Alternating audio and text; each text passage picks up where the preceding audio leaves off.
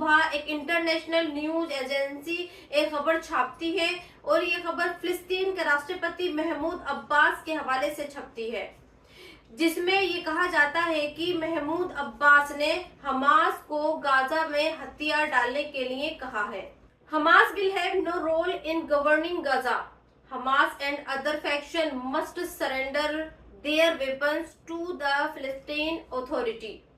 अब जरा आप 1 मिनट के लिए फ्लैशबैक में जाइए और सोचिए, क्या आपने पिछले 3 सालों में इस शख्स को कहीं देखा है या इस शख्स के बारे में कुछ सुना है? यकीनन नहीं सुना होगा।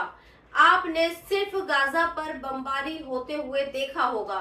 आपने सिर्फ गाजा के लोगों को मरते हुए देखा होगा। आपने सिर्फ गाजा के लोगों को कटोरा हाथ में लिए हुए देखा होगा। आपने सिर्फ गाजा के लोगों को गाजा को छोड़ते हुए देखा होगा। लेकिन जैसे ही दुनिया के बड़े 4 से 5 मुल्कों ने ये कहा कि वो फिलिस्तीन को एक स्टेट के रूप में मान्यता देते हैं और उन्हें ये लगता है कि फिलिस्तीन एक राज्य होना चाहिए, तभी फौरन एक सूट बूट वाला शख्स, जिसे आप अभी मेरे लेफ्ट हैंड पर देख रहे हैं, वो आता है और ये ऐलान कर देता है कि गाजा पर हमास का कोई रोल नहीं है और हमास को सरेंडर कर देना चाहिए।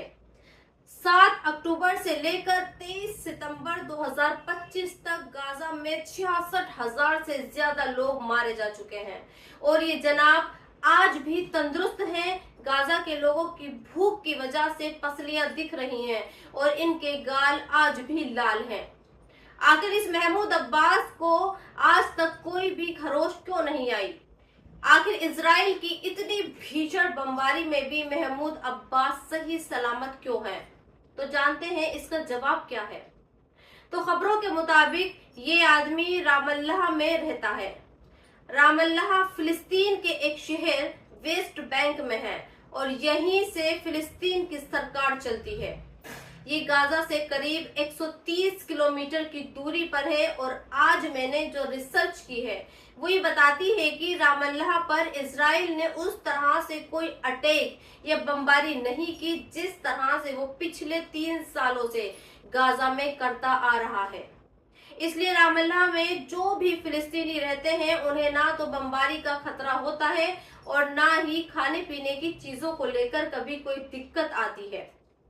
और ये महमूद अब्बास इसी रामल्लाह में सुकून के साथ रह रहा था।